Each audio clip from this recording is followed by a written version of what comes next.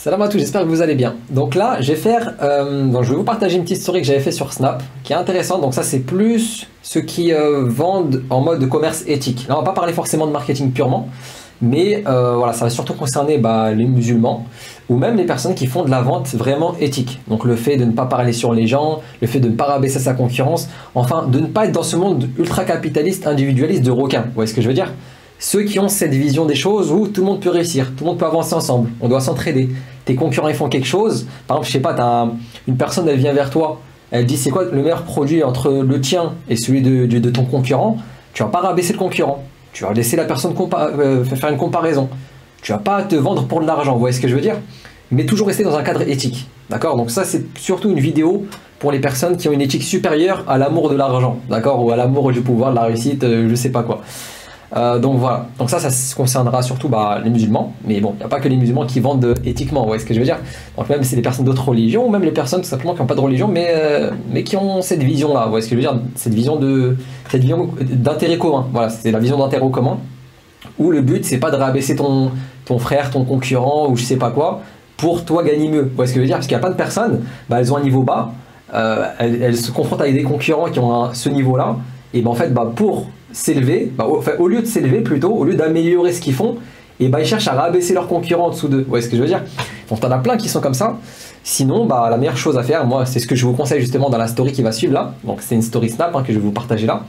C'est tout simplement, ton concurrent il est là, toi tu es là, toi tu vas là, tout simplement. C'est-à-dire tu vas faire plus d'efforts, tu vas faire plus de causes, tu vas aller encore plus loin que tes concurrents. Et là, si un mec qui vient, il te propose en privé, voilà, c'est quoi le meilleur entre toi et le concurrent? Tu vas pas lui dire prends le mien, moi je suis le meilleur, lui il est nul, lui c'est de l'arnaque, non. Je vais lui dire compare, je te laisse réfléchir. Toi avec ta raison, tu regardes ce qu'il fait, tu regardes ce qu'il propose. Si moi je propose plus de choses et que c'est plus intéressant et que le cadre est plus intéressant, achète chez moi. Sinon moi je suis pas là pour t'imposer quelque chose. D'accord? Et quand vous avez fait cette façon de faire, vous allez voir, vous allez vous sentir bien dans votre commerce. D'accord? Ça, c'est une chose que je ne faisais pas avant. Vous savez qu'avant, là, je parle en mode, vous allez dire, ah ouais, c'est bien ce que tu fais. Non. Avant, j'étais pas comme ça. Avant, j'étais dans le délire, en fait, capitaliste où chercher à manger les autres. Vous voyez ce que je veux dire? Mais moi, je savais pas que c'était pas bien. Parce qu'en fait, on a l'impression, surtout nous les musulmans, je sais pas pourquoi, mais comme on n'a pas de modèle, en fait, musulmans pratiquants qui font du commerce, qui font de l'argent, entre guillemets, et le problème, c'est quoi? C'est que quand un musulman veut faire de l'argent, son seul modèle, Elon Musk, Jeff Bezos, ceux qui bouffent les ressources de la planète, vous voyez ce que je veux dire? Ceux qui polluent, ceux qui bouffent les ressources de la planète, ceux qui vont peut-être bouffer les autres, faire des procès à certains pour récupérer de l'argent. Et ça, c'est nos exemples en fait. Alors en tant que musulman, c'est pas du tout la vision des choses que l'on doit avoir. Et nous, on a vraiment une vision cadrée même du commerce. Si vous ne savez pas, on a une vision au niveau du commerce qui est très cadrée.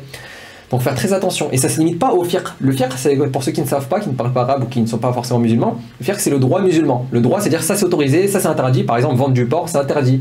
Vendre des substances illicites, c'est interdit. Vous voyez ce que je veux dire? Ça c'est le fiqh, c'est le droit musulman, ok? Mais ça ne se limite pas. Le commerce en islam, ça ne se limite pas au droit. Ça t'as le droit, ça t'as pas le droit, ça t'as le droit, ça t'as pas le droit. Non, ça va beaucoup plus loin que ça. Quand tu lances un business, il faut qu'il y ait un intérêt commun. Dans le Coran, Allah il nous parle, donc je ne sais plus exactement, j'ai pas envie de dire de bêtises, mais à un moment il y a la notion de halal wa taïb dans le Coran, d'accord? Allah il nous dit halal wa taïb, donc il y a le mot halal, donc quand on doit chercher à se nourrir ou un truc comme ça, on doit chercher le halal, le halal c'est un statut juridique, c'est-à-dire que c'est autorisé en islam, le fiqh, le droit, ok? T'as le droit, c'est tout. Mais est-ce que c'est halal, est-ce que c'est parce que c'est halal que c'est bon? Pas forcément. Donc il y a la notion de bon en islam aussi, et bon ça veut dire quoi? Ça veut dire, est-ce que c'est bon pour toi? Imaginons, tu veux manger quelque chose, est-ce que c'est bon pour ta santé? Est-ce que c'est bon pour l'animal qui a été sacrifié? Est-ce qu'il a été torturé ou pas? S'il a été torturé, tu l'évites, tu manges pas ça. Vous voyez ce que je veux dire?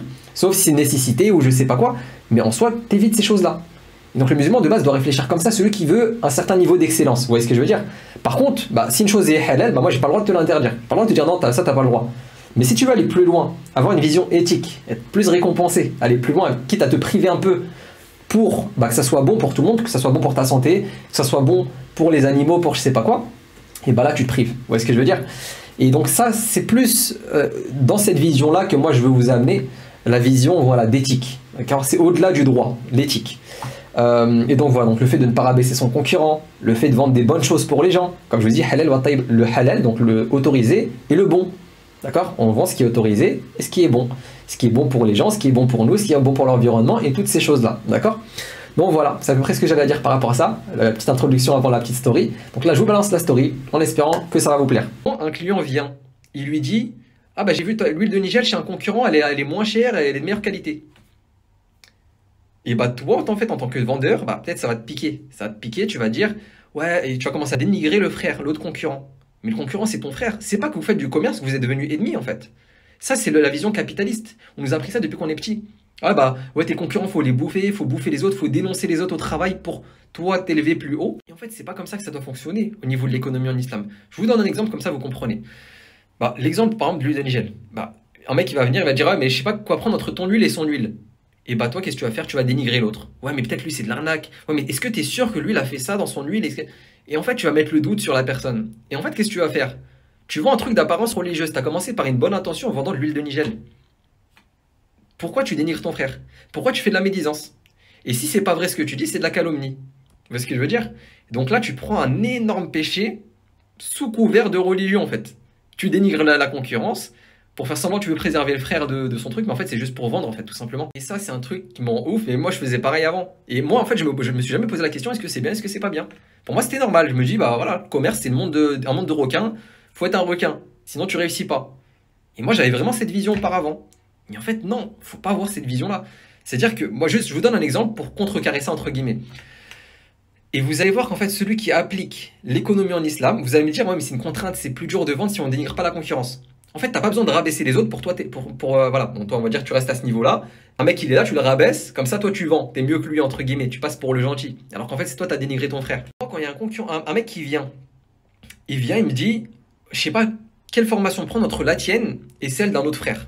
Ou celle d'un non-musulman, peu importe. Moi, de toute façon, c'est pareil dans le commerce. Bon comportement avec tout le monde, on essaye au maximum. Il vient, il me dit, ouais, mais je sais pas laquelle prendre, la tienne, c'est la tienne la meilleure ou c'est la sienne? Je lui dis, moi, écoute, moi, je suis pas quelqu'un qui parle des gens, je suis pas quelqu'un qui va faire de la médisance. Va vérifier ce qu'il propose, regarde ce que je propose, regarde, moi, je propose ça, ça, ça, ça, ça. Va lui demander ce qu'il propose, tu fais ta comparaison, tu réfléchis et tu choisis la formation que tu veux, tout simplement. Vous allez me dire une chose, vous allez me dire, mais attends, mais si mon concurrent, il a un meilleur produit que moi, mais il va mieux vendre que moi. Donc moi, je vais perdre la concurrence, en fait. Je vais perdre des clients, je voulais dire. Tout simplement. Mais qu'est-ce que tu as à faire, en fait? Le problème, c'est pas ton concurrent. Si ton concurrent il vend mieux que toi parce qu'il a un meilleur produit que toi, pourquoi tu remets la faute sur le concurrent? Si les gens vont chez le concurrent, c'est que ton concurrent est meilleur. Donc améliore ton produit. Et donc là, tu tournes le problème, la problématique, tu la tournes d'une façon différente. Au lieu d'attaquer ton concurrent directement pour le rabaisser, tu vas éviter la médisance et tu vas mieux travailler sur ton produit. Tu vas l'améliorer, ton offre. On appelle ça une offre pour ceux qui sont dans la formation marketing, vous connaissez la différence entre un produit et une offre. Donc nous, on va plus parler d'offre. Et bah, en fait, si tu améliores ton offre, si tu fais mieux que tes concurrents, mais tu as juste à dire aux gens, bah regardez, faites la comparaison. Bah, logiquement, si tu es le meilleur que l'autre, tu as fait plus de travail, les gens vont acheter chez toi sans faire de médisance. Une personne qui va médire sur quelqu'un, c'est qu'il est très nul en marketing. Il a peur que ses clients vont chez les concurrents, donc il va rabaisser les autres. Vous voyez ce que je veux dire? Après, rien n'empêche des fois de dénoncer ce que certains commerçants font malheureusement. Vous voyez ce que je veux dire? Bah lui, il fait ça, lui, il fait des trucs bizarres avec son produit. Parce que moi, je connaissais des frères, quand ils faisaient le conditionnement, avant j'ai acheté chez quelqu'un qui vendait des parfums. Il me faisait les conditionnements, il faisait tous les mélanges lui-même. Et en fait, bah, un jour, j'ai vu un moustique dans le parfum, en fait, parce qu'il faisait les remplissages à l'arrache. Et voilà, tu peux dénoncer ce genre de personne-là. Parce que peut-être ce qu'il va vendre, ça va être mauvais pour les gens. Mais si la personne, elle vend proprement, qu'est-ce que tu vas aller la rabaisser? Voilà, donc la stratégie, ça ne sera pas de dénoncer la concurrence, de rabaisser la concurrence pour mieux vendre. C'est tout simplement d'améliorer ce que tu fais. Et moi, c'est exactement ce que je fais. Vous voyez l'offre de la formation de vente? Il y a le groupe WhatsApp. Il y a même un système d'affiliation. Si vous proposez la formation à quelqu'un, vous touchez 50% de commission. Il y a les 11 heures de formation et quelques. Vous avez le suivi. Enfin, vous voyez ce que je veux dire? C'est vraiment suivi. Il y a les mises à jour qui se font. Il y a du contenu qui se rajoute des fois gratuitement. Je sais que mes concurrents ne font pas ça. Moi, j'ai analysé mes concurrents.